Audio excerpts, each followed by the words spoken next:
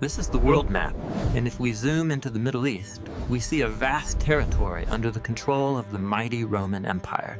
Specifically, this ancient land here is the region of ancient Israel, where King Herod the Great was appointed by Rome to rule. Simply put, this land was merely a province within the vast Roman Empire. Today, this very area. Let's go back in time, around 6 to 4 BCE, in a small town called Bethlehem, situated in ancient Israel.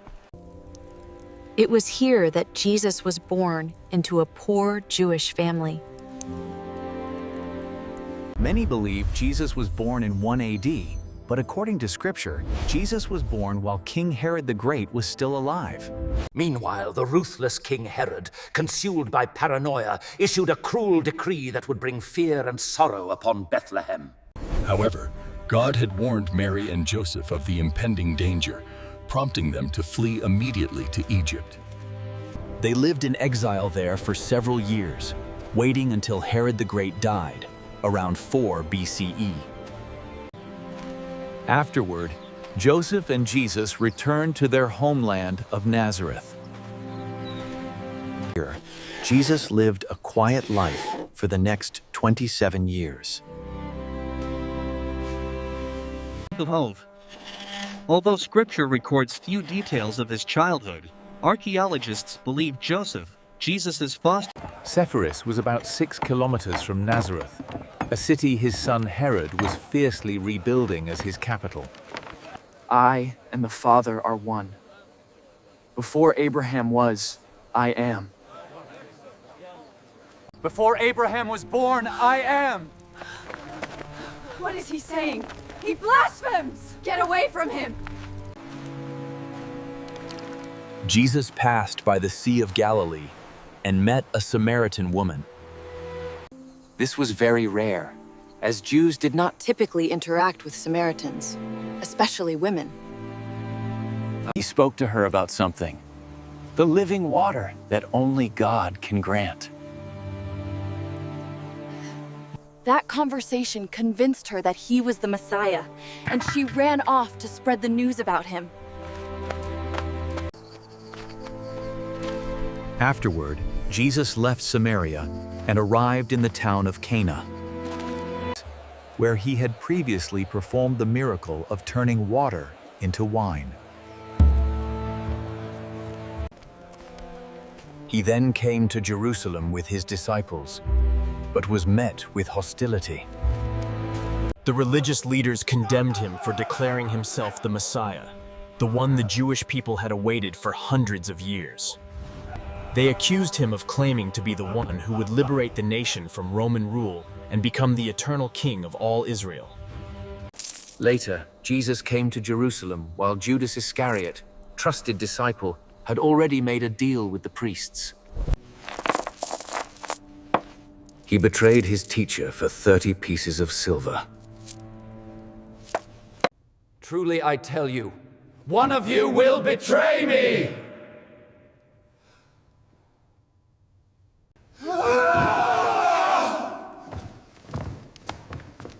Master, is it I?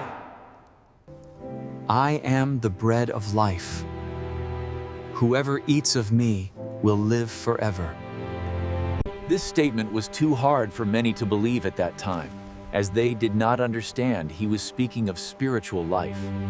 This is a hard saying. Who can accept it? I am returning home. This is too much.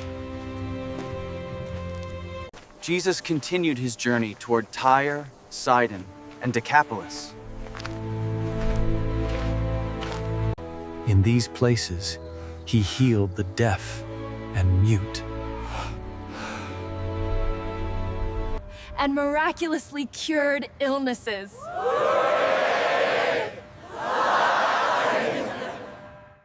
And he multiplied bread, feeding 4,000 people with just a few loaves and a little fish. despite performing many extraordinary miracles. Not everyone believed him.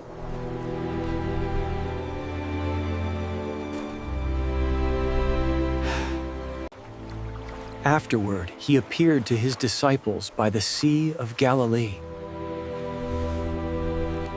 And the next day, on the Mount of Olives, the disciples asked him,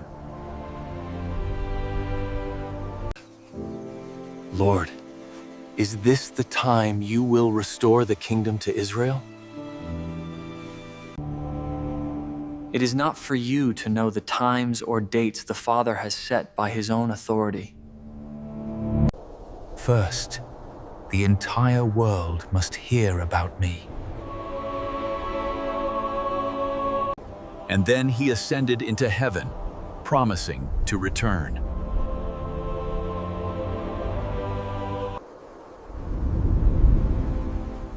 He promised he would return. Transition to next phase of video content, focusing on impact/legacy. The promise of return initiated the Great Commission, propelling the early church forward.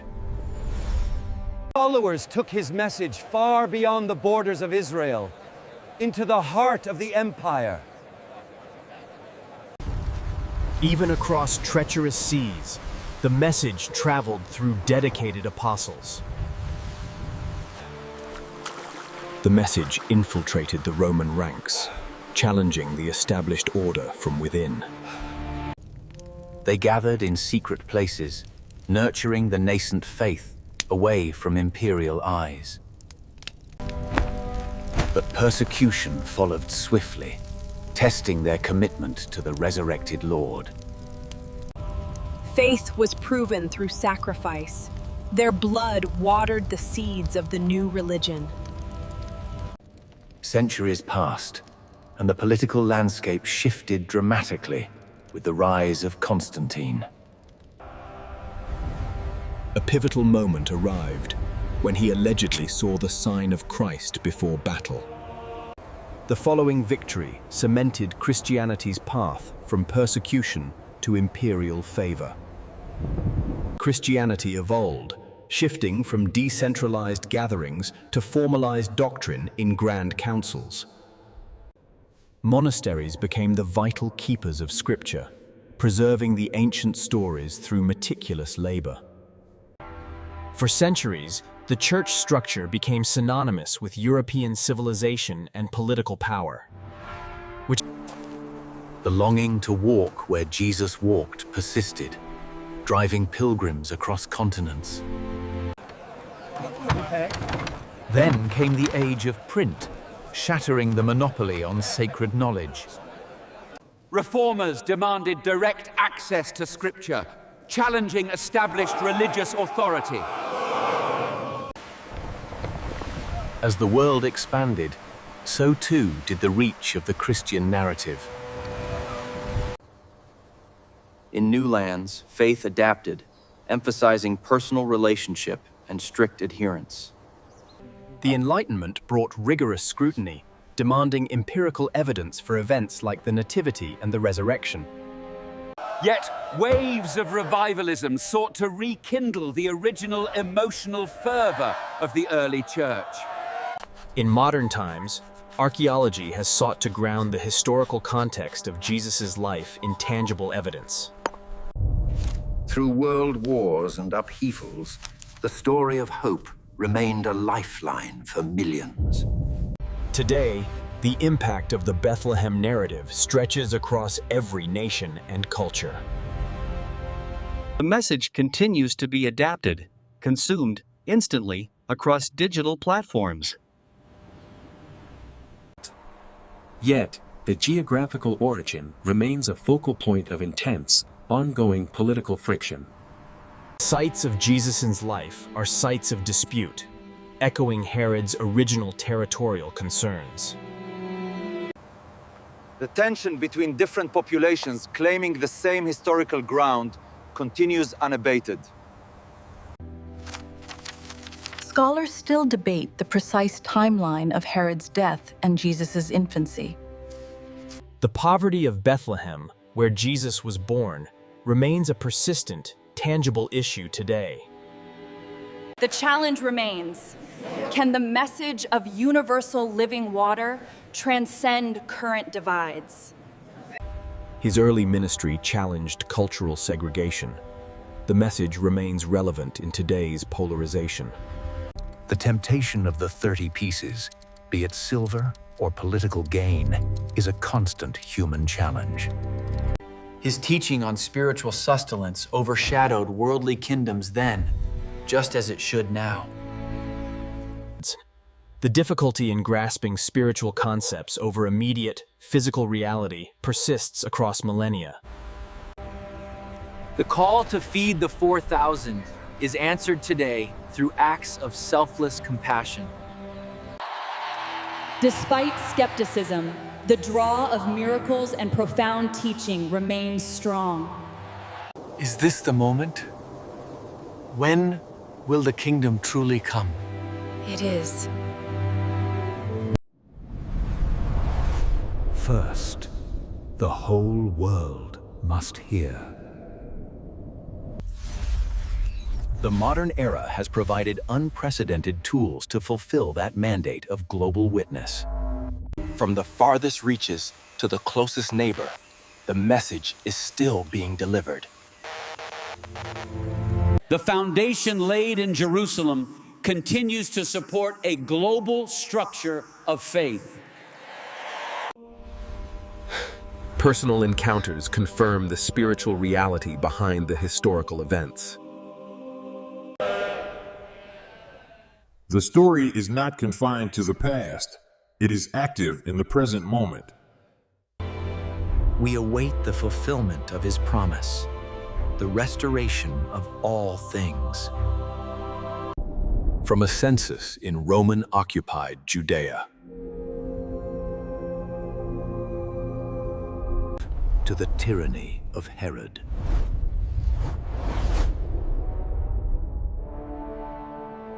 The mission remains. Go, make disciples of all nations. The early church took the message literally, radiating outwards from Jerusalem. The shores where he taught still hold the echo of his authority. The spiritual bread he offered sustains believers even when the physical world denies them. The roads that once carried Roman legions now carry the gospel. This legacy, born in a manger and solidified by sacrifice, connects humanity across time. The journey of Jesus from Bethlehem to the Mount of Olives is the enduring foundation. Wait patiently. He promised he would return. The story continues. This is the world map, and if we zoom into the Middle East, we see the vast territory under the control of the Roman Empire. And here is the region of ancient Israel, where Herod the Great was appointed king by Rome to rule.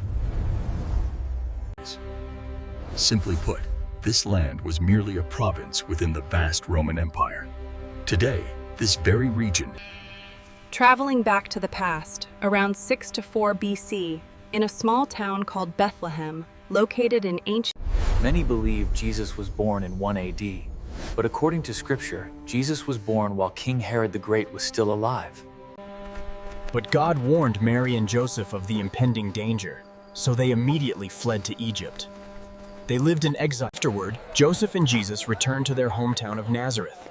There, Jesus lived most of his life quietly for 27 years. Although Scripture records few details about his childhood, archaeologists believe Joseph, Jesus' adoptive father. Many believe Jesus came and told them, "I and the Father are one." Before Abraham was, I am. In the middle of this time, Jesus walked past the Sea of Galilee and met a Samaritan woman. This was very rare. If you knew the gift of God, you would ask him, and he would give you living water.